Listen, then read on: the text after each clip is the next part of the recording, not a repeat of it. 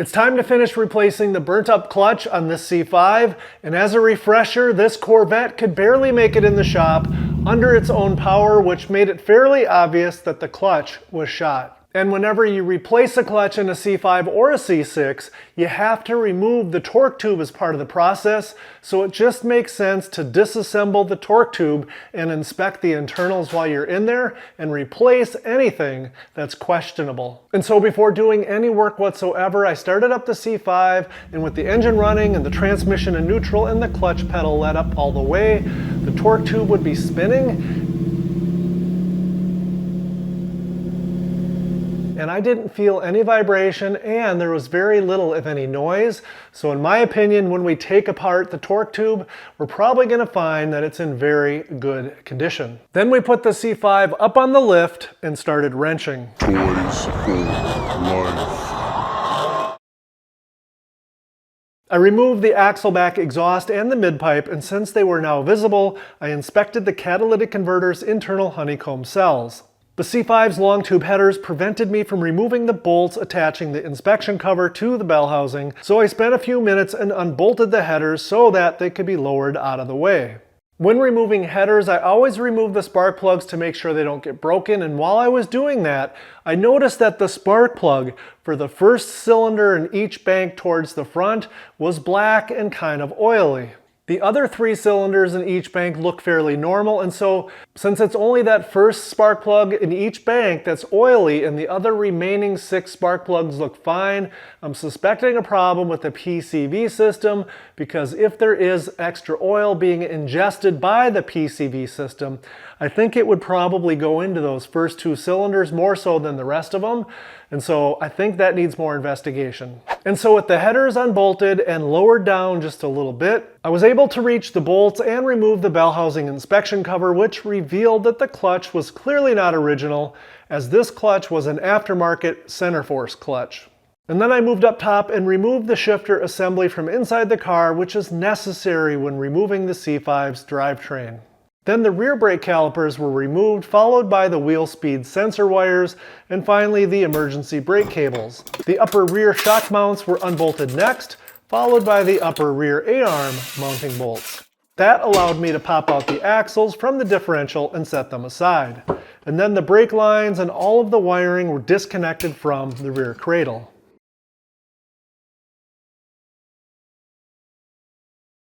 We left off with me starting to unbolt the 4 large nuts that hold the rear subframe assembly to the chassis, and before I completely removed the nuts, I rounded up my friend Christoph for assistance, and I installed a support fixture underneath that rear subframe assembly so that we could safely remove it. While you are slowly lowering the subframe, keep an eye out for any wires or lines that you might have missed that are still attached so that you don't tear or break anything. Once the rear suspension cradle assembly was down on the ground, we moved it out of the way so that we had plenty of room to work when we're removing the torque tube, transmission, and differential assembly.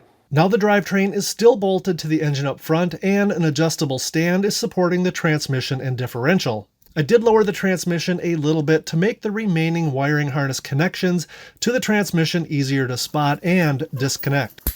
Again, take your time on this step, as you don't want to tear a connector away from the harness, as this is something that is completely preventable and would be a pain in the ass to fix. Also, you can only lower the transmission end of the assembly so much, and if you exceed that amount, it can and will tilt the engine back too far, which can crack the C5's firewall. So be diligent and careful. Once I'm satisfied that all of the wiring is disconnected, I lower the rear of the transmission a little bit further, and then I install my jack under the rear of the transmission. Then I make my way to the front of the torque tube, where I place another jack stand underneath the front of the torque tube, and the jack stand I just removed from the rear underneath the rear of the engine with a block of wood to support the rear of the engine. Then the remaining 2 bolts connecting the torque tube to the bell housing can be removed. Now it's just a matter of working with your assistant and carefully pulling the assembly towards the rear of the car several inches until the torque tube's front shaft clears the bell housing.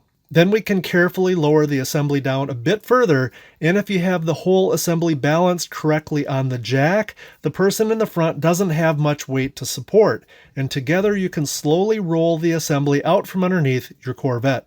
Then with a little bit of muscle or a cherry picker, pick up the entire assembly and lower it all the way to the ground. Okay, torque tube, transmission's on the ground. Everybody's got their fingers.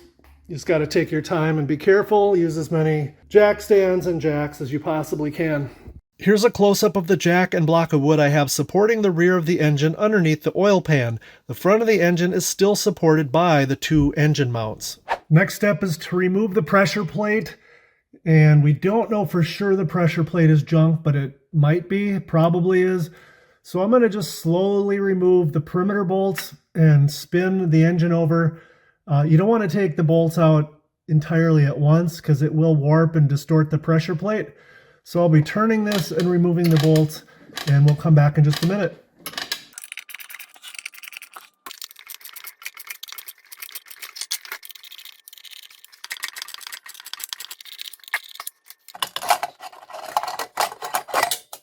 This flywheel has way too many hot spots that you can see by the discoloration of the metal, and this also affects the hardness of the metal, so even if we were to resurface it, we'd still have a flywheel with a surface that has metal of varying hardness, which is not good.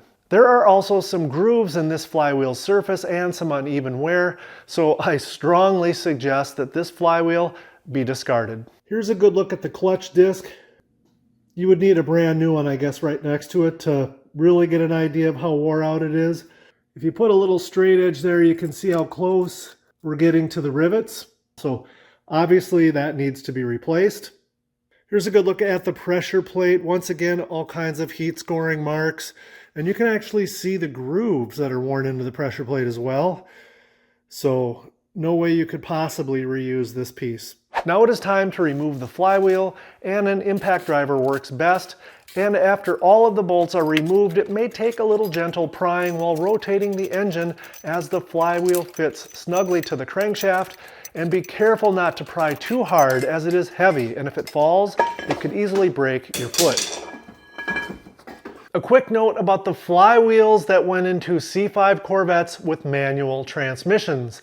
All LS engines are internally balanced, which means all LS factory flywheels are neutrally balanced for the most part. All of the original GM flywheels that went into the manual transmission C5s had holes drilled around the perimeter of the flywheel that could be used for adding extra weights to during a hot balance procedure that was done on the LS engines that were destined to go into C5 Corvettes with manual transmissions. This was done to bring manual transmission C5 Corvette LS engines to a higher standard of balance because the torque tubes in manual transmission cars have a tendency to kind of amplify engine vibrations, and that can make customers unhappy, and it would have made more problems for dealer service departments. So in effect, for these manual transmission C5s, depending on whether or not weights were added during that hot balance process, these could essentially be slightly externally balanced engines.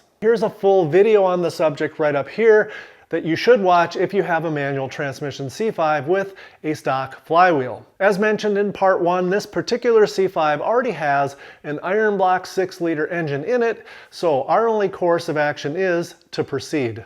This is where the torque tube and the transmission separate. We just have to remove the shifting rod from there so we can pull this off. This is where we're going to separate the rear housing from the transmission and clean that joint and reseal it. So I'm going to spend a little time cleaning the debris, especially near the top here and at that seam, so we can go ahead and seal that here. I've removed the bolts connecting the torque tube to the transmission, and now with a pry bar I can gently separate them.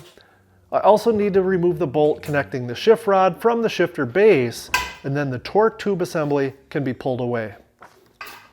This 1999 manual transmission C5 has received a new torque tube at some point in its past, as this large snap ring tells us this is a 2001 and newer manual transmission torque tube. The 97 to 2000 manual transmission torque tubes used 11 bolts to hold the inner assembly inside the housing as compared to this giant snap ring. Now let's disassemble the torque tube to inspect the internal parts, and to do that, the first step is to remove the large snap ring. And to remove that snap ring, You're going to need a set of snap ring pliers, and chances are the ones you have in your box aren't going to cut it. You need something a little bit bigger. And something like this is what you're going to need. Step 1 is to make sure the ends of the pliers are fully seated inside the snap ring's holes. If the snap ring slips off while you're trying to remove it, it will become a large projectile with a little bit of weight to it. Then carefully compress the snap ring as far as it will go, and using a flat blade screwdriver, carefully pry any parts of the snap ring that are stuck inside the groove out, and then you can pull the snap ring all the way out. Then, using a block of wood on the tip of the torque tube's front shaft, gently strike it several times until you feel the resistance let up, indicating it's free. Then slide the entire shaft all the way out from the rear. Before we closely inspect our torque tube's rubber couplers and bearings, here's what one looks like that absolutely needs to be rebuilt, and this one was dangerously close to destroying the entire torque tube. So here we go. I think he lucked out here. Let's take a peek. The rear bearings back here, absolutely butter. Nothing wrong with those whatsoever. No play, no slop. Rubber bushings made in Germany. I don't see any signs of deterioration. And oh, by the way, this is the 2001 and newer, larger, stronger, bigger torque tube in a 99 C5. So somebody swapped in the stronger unit. He got lucky there. That looks good. Shaft looks good. No signs of this rubbing on the inside of the torque tube. Everything looks good over here. No signs of rubber deterioration. This bearing is like butter as well. No slop, no play. End of the shaft looks good. A little shiny from rolling, but I don't feel anything with the nail or anything. So a lot of people will replace all these parts because you're in here, but ultimately this thing is in fantastic shape. I think it's certainly an option to put it back in as is. I don't see any compelling reason to replace all these parts. Certainly not reckless in my humble opinion, but ultimately it'll be the owner's decision. I'll let him know the condition of the existing components and he can make the decision.